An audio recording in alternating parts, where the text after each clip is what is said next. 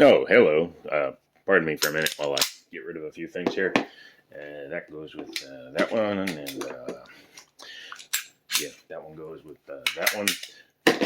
Thanks for checking out another video on the channel. This is Joe. This is the Jiminy Show, and today we are taking a look at the FN57 made by Fabrique Nationale, or FN as it's called. This is a pretty important pistol for FN and, well, the shooting enthusiast community as a whole. The FN 5.7 was created to give a very lightweight, high capacity personal defense and persons of importance defense. It goes along with the P90, which was a fully automatic version of what we get here in the United States as the PS90, and the round is pretty impressive. Honestly, I did forget to bring one. However, a 5.7 by 28 is a 40 grain, typically, it could be as low as 32 grain, projectile that is traveling well over 2,000 feet per second in the hot load and is capable of punching through soft body armor. Why would somebody create a round like that if not for offensive capabilities? Well, it was actually created for like Secret Service defense for presidentes in other countries and other specific use cases where you needed something against a combatant that might be heavily armored. The 5.7 is a almost all polymer exterior with some metal parts, obviously. It's not the best looking gun in the world. I mean, you compare it to Secret Service and FBI agents were carrying 226s, 229s. That's a beautiful looking handgun, even in a standard blue finish. But it's not an ugly, ugly duckling. It's not High Point. Now, this is a first-gen version of the gun. There is obviously second and third gens. The third gen looks more like what the competitors have started doing. When this gun came out, and up until very recently, FN was the only company that could do it. Number one, they created the cartridge. Number two, they held a patent on the 5.7 design, the mechanicals of it.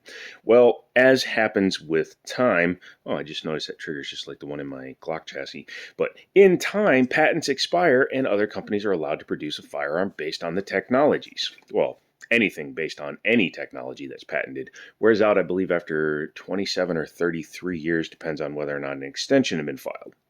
So today, in the market, the prolific handguns that have copied the FN, however many of them have made vast improvements, would be the Smith & Wesson M&P 5.7, which is one of the newest competitors, the PSA Rock, which is a more contemporary striker fire version, according to somebody who told me online. I believe everything I read online because it's only the internet. And of course, the Ruger 57, which came out first in the FN game. Those are all more contemporary. Most of them, like the Rock and the Smith & Wesson, have optics cuts in them. The Ruger requires a plate. The Smith & Wesson comes with a threaded barrel. I believe the Rock is available with the threaded barrel, and you have to pay extra for a Ruger 57 threaded barrel. This guy, again, was designed for lightweight and ease of use, so it does not have a threaded barrel. I believe there is a threaded barrel option, and when you open it up, you can see it does have potential there.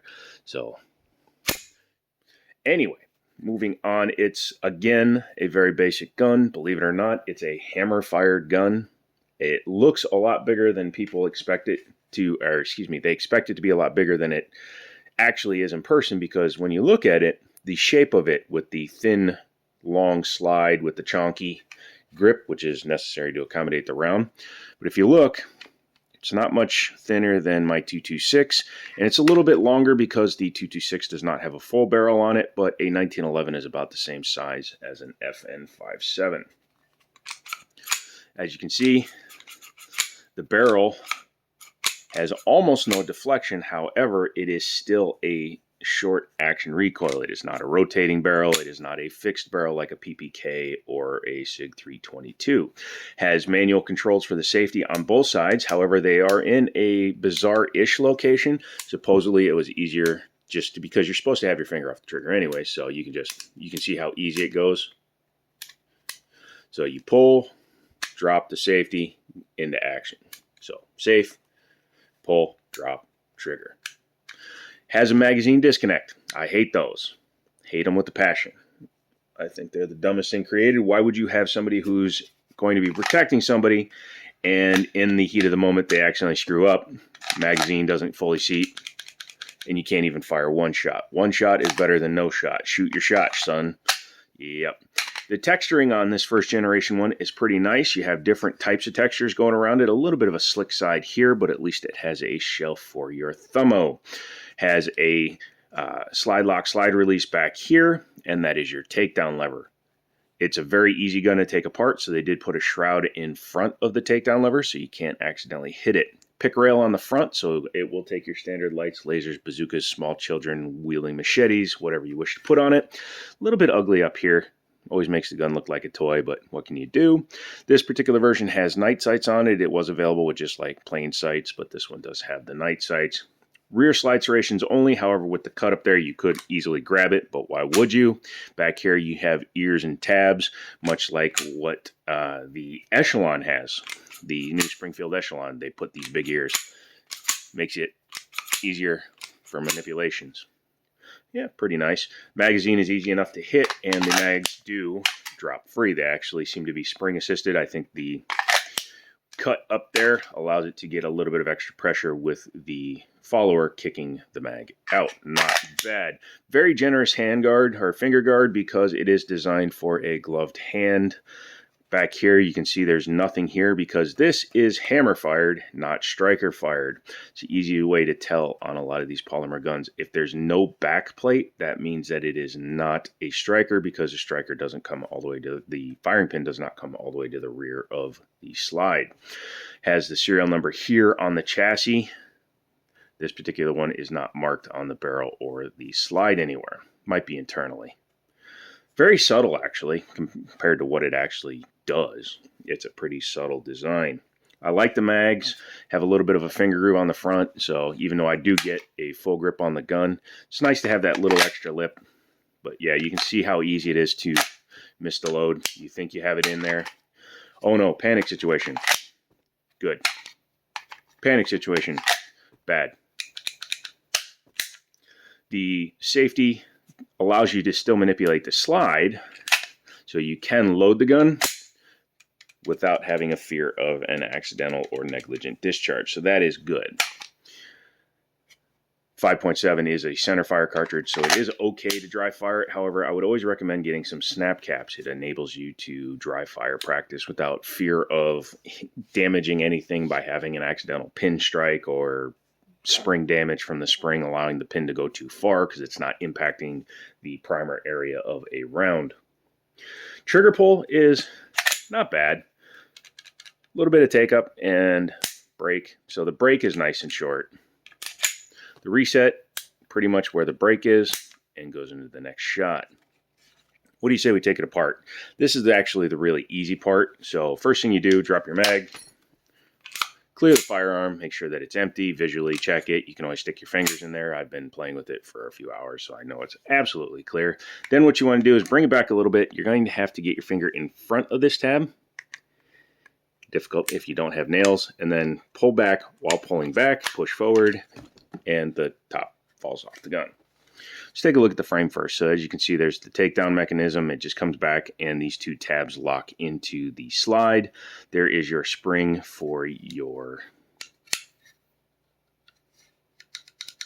trigger. You can see it's not a traditional trigger bar because a traditional trigger bar is actually lower. This one is up here. It pulls forward, hitting the ubiquitous firing pin block, and then it will allow it to release the hammer. Pretty nice. Very tiny ejector on this one, which is kind of funny. Very, very standard. Taking a look at the underside of the slide, you can see in order to take the barrel out, you just do that. And you will see that the spring is captive on the end. In order to get it off, you do have to take the end of the barrel nut or barrel cover off. We're not doing that on video. But you can also see that it's not exactly a short action tilting, but it's not a fixed barrel. So what it is you can see with this hook, when the gun is in battery, you have to have the gun reassembled, but it grabs that bar there and just basically moves back a little bit enough and drops just enough to release the slide. Nothing wrong with that. Internal hammers are nothing new. Colt has been doing it for well over 120 years. Go look at a 1903 pocket hammerless. All they do is they just build a shroud over the back end where the hammer comes up into that rear channel. It works. It keeps the gun from getting debris into the hammer area, and because of the design of this gun, it actually enables it to be easy service, yet not susceptible to damage. You can see that this is a two-piece slide, so you have the internal body of the slide. I keep saying sorry, I apologize.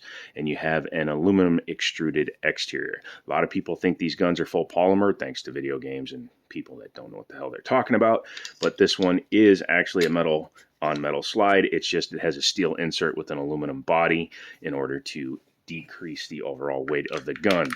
This gun, while carrying 20 rounds, weighs less than the Glock 19, which is pretty impressive. And you saw how easy it goes back together. You just line it up and slide it back. Kind of like the way Canik went with the Meta series and the TP9 Elite series. Super easy to put it back together. You don't have to start way on the front, and you just, and you're good to go. Very nice gun. The biggest reason, and if you saw the shorts I did on it, the biggest reason why I'm even holding one is because thanks to those other guns, the Smith, the Ruger, and the Palmetto State Armory guns, these have become extremely reasonably priced. You can buy one of these on the secondhand market, and they're usually under $700. Probably closer to $600 on Gunbroker, but you have fees and stuff. So this one was $700 on the shelf. Still a good deal if you want an original FN, because FN guns are pretty expensive even on the used market. So to get one that is basically every FN boy's dream gun for a price that is relatively reasonable. For example, this gun still sells for over $1,200. This gun is now selling for $700. And that's the used price. This is a Talo edition. This is like a $1,500 gun when it's new. So yeah, this is pretty impressive. If you've never fired the 5.7 by 28 round, I highly recommend it. Definitely go out and do that. If you are looking for one, this particular one came from Middletown Firearms. You never know what they're going to get. So, oh, hey, look, there's my gunsmith, my gun safe. Oh, that's right. It only has this on. There you go. So yeah, we're going to put that in there, and it's going to stay safe. Get in there, and it will be in the collection. I will be taking it to the range. I also will be looking for a threaded barrel for it. I'm going to have to get a dedicated suppressor for it. My 9mm is not really a good choice because I don't have changeable end caps. So the pressure, it's like throwing a hot dog down a hallway, and it would still be loud, especially with those rounds. You need a specialized 5.7 round and a suppressor if you want to make it quiet. So come back for that. I'm still looking for a new extractor and parts for this guy, which kind of pisses me off, but I'll live. I do need to take this to the range and put some rounds down there. Just show you what that's like. And then I did take this to the range last week. You can see the finish is coming off. What the hell, Sig? I thought you guys actually put good finishes on your barrels. But yeah, I'm going to edit that video and get that out so you can see the 226 at the range. So come back for more. I really appreciate you guys coming along. Don't forget to get subscribed to the Jiminy Tech side. I want to get those two separated completely. For now, I have to keep them kind of together. So do that. Come back for more. And as always, I'll talk to you later.